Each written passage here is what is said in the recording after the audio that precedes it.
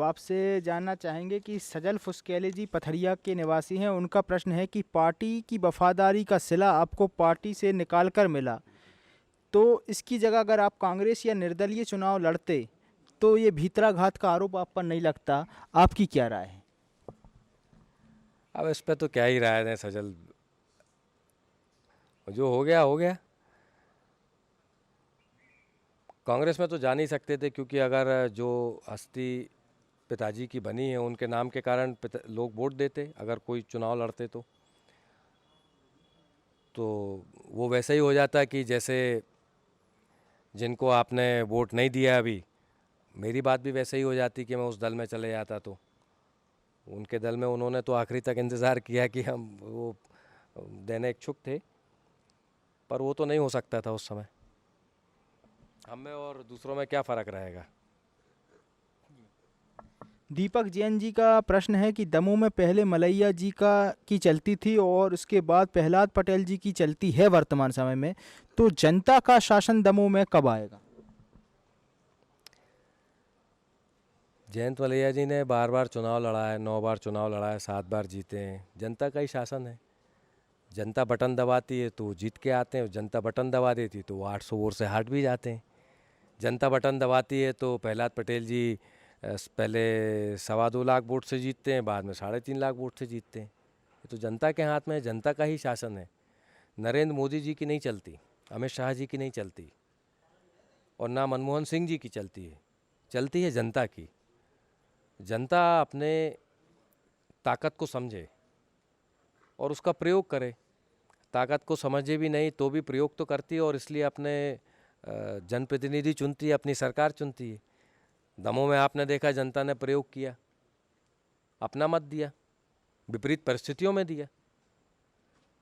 कोई कुछ भी आरोप लगाता रहे, लेकिन वो तो जनता का मत है। तो इसलिए जनता का ही शासन है। आपके नज़रिए से मैं वाकिफ़ नहीं रखता हूँ, मैं मानता हूँ जनता का ही नज़रिया है। और जनता, दमोह की जनता खास तौर से मैच्योर हुई है अपने निर्णय बनाने में, कि हम किसी का काम देखेंगे उसके बाद उसको वोट करेंगे। ये दमोह की जनता दूसरी विधानसभाओं से और दूसरे सब जगह से, चूँकि एक व्यक्ति के साथ उनने बहुत लंबा समय दिया और उसको जब हटाया तो उनका अनुभव बढ़ गया।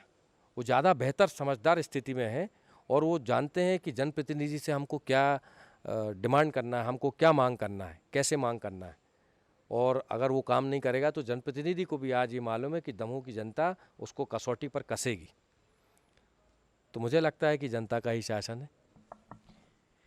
पंकज चौबे जी जो कि रिसर्च स्कॉलर हैं, दमोह के ही निवासी हैं, उनका प्रश्न है कि दमोह की शिक्षा के लिए आपने क्या किया, तथा उनके विषय यानी अपराध शास्त्र और फॉरेंसिक साइंस के लिए दमोह क्षेत्र में आगे बढ़ाने के लिए आपकी क्या क्या योजनाएं हैं? फॉरेंसिक साइंस को आगे बढ़ाने की मेरी कोई योजना नहीं है। मैं विश्वविद्यालय देखता नहीं हूँ, और जो सरकारी कॉलेजेस में हैं उसमें आप कहेंगे, आप मिलेंगे, बात करेंगे, तो वो बात अगर आगे रखना है बिल्कुल रखेंगे। मेरी तो अभी ऐसी कोई योजना है नहीं। आसिक मंसूरी जो कि बक्सवाहा के निवासी हैं, उनका प्रश्न है कि आपने जो आशीर्वाद यात्रा गांव-गांव जाकर निकाली और सैकड़ों लोगों की मदद की कोरोना काल में, इसके लिए आपकी क्या भावनाएं थीं और ये भावनाएं कहाँ से जागृत हुई? आशीर्वाद यात्रा इसलिए निकाली चूँकि जनता के बीच में जाना था। जो बहुत सारे वरिष्ठ लोग हैं जिन्होंने बचपन से स्नेह दिया है, आशीर्वाद दिया, उनके बीच में जाना था। फिर उसके बाद अलग अलग वर्गों में, समूहों में जाना था।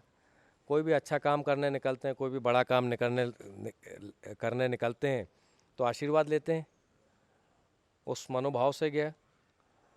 मैं कर्म में, मेरा विश्वास है, वाइब्रेशंस, हम आशीर्वाद देते हैं, हाथ रख के कोई अच्छे मन से आशीर्वाद दें, उसके अंदर मेरा विश्वास है कि वो पूरे आभामंडल में, वायुमंडल में वो बातें रहती हैं, और क्यों आशीर्वाद नहीं लेंगे।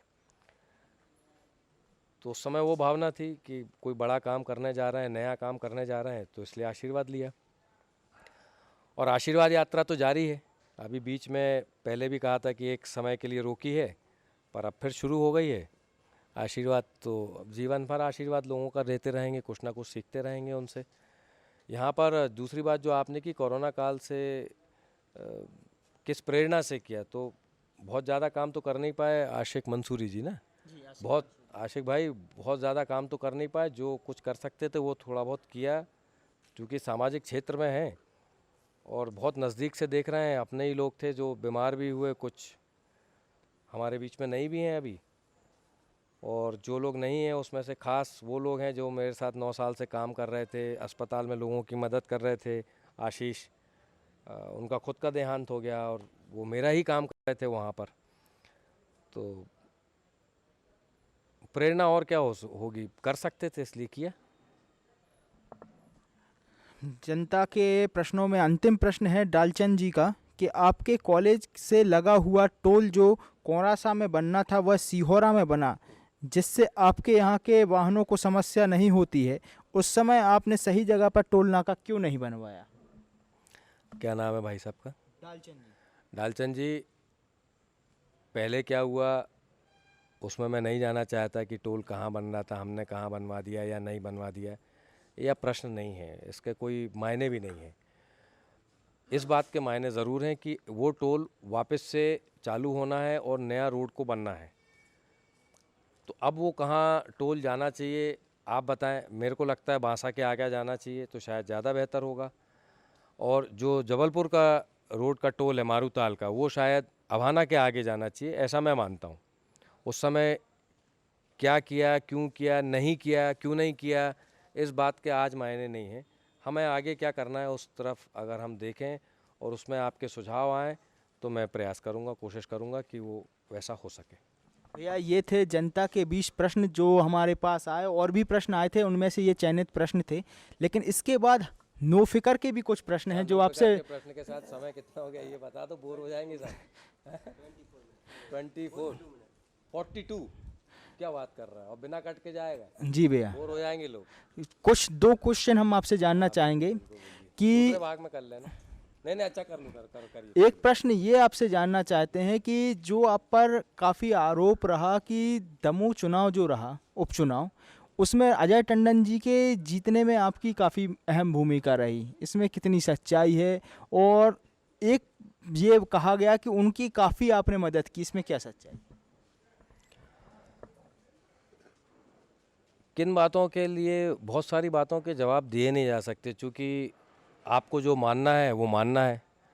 अब कल मैं किसी से मिला और कोई लोगों से मिला, कांग्रेस के लोग थे, बोले भैया आपसे तब से मिले नहीं, बहुत बहुत धन्यवाद, और गले मिल गए। भैया आपको समय आया तो आपकी बार आपके संगे खड़े रहे।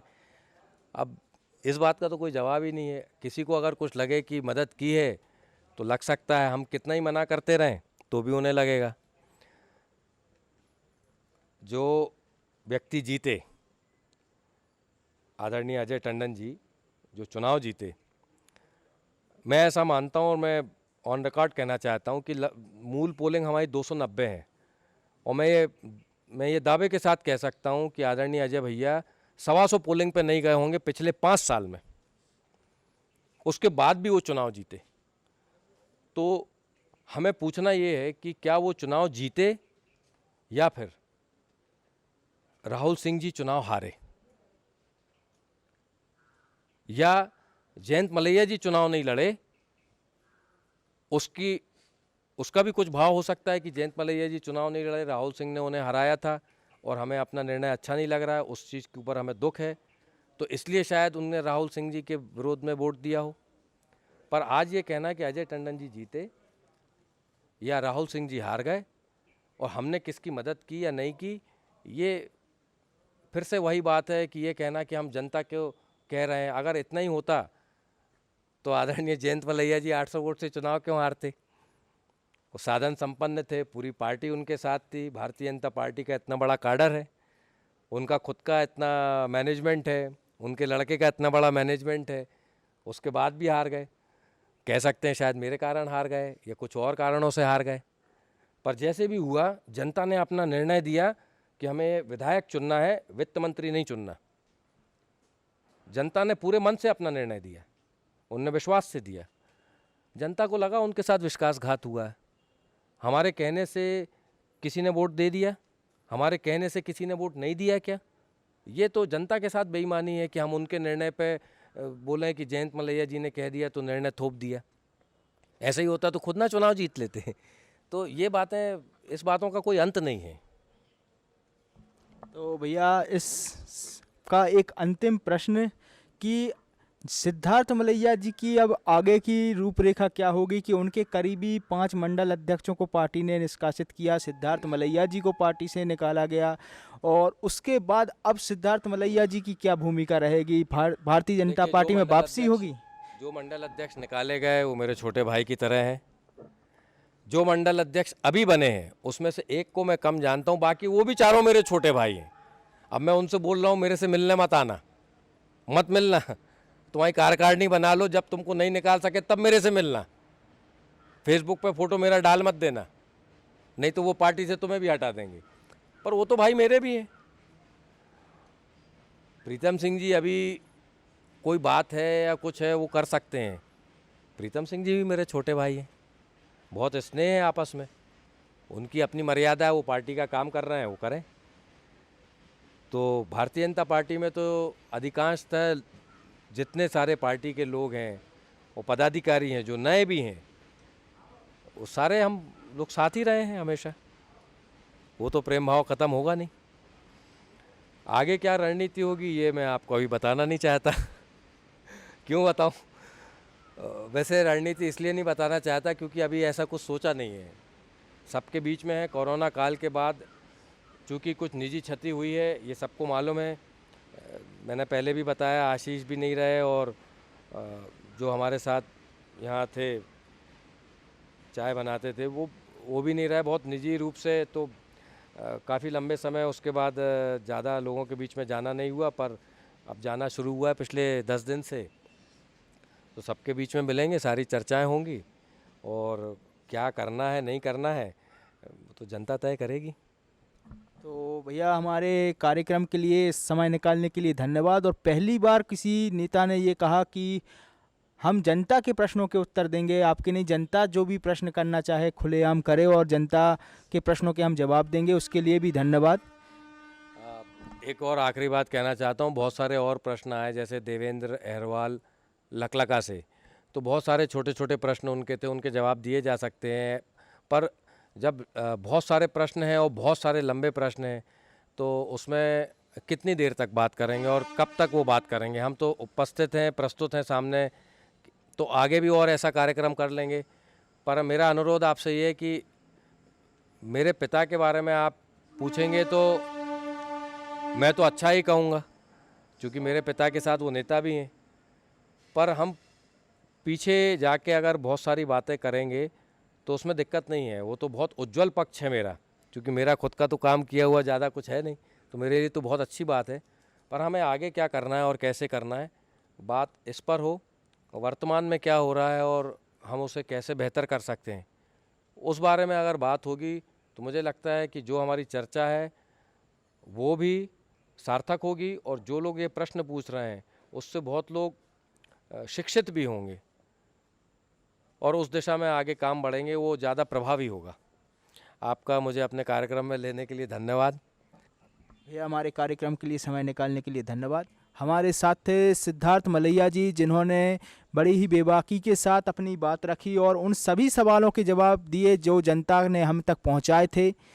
और उम्मीद करते हैं कि इसकी दूसरी कड़ी भी हम बहुत जल्द लाएंगे, जिसमें जनता के ही प्रश्न होंगे, जनता से जुड़े ही प्रश्न जनता ही भेजेगी और उन प्रश्नों के उत्तर भी सिद्धार्थ मलैया जी से लेंगे। लेकिन एक बात सामने ज़रूर आई है इस इंटरव्यू के साथ कि 2023 या 2024 या फिर कहें बहुत जल्द सिद्धार्थ मलैया जी के द्वारा रणनीति के रूप में कोई बड़ा धमाका होने वाला है, जिसकी उन्होंने खुलासा नहीं किया है।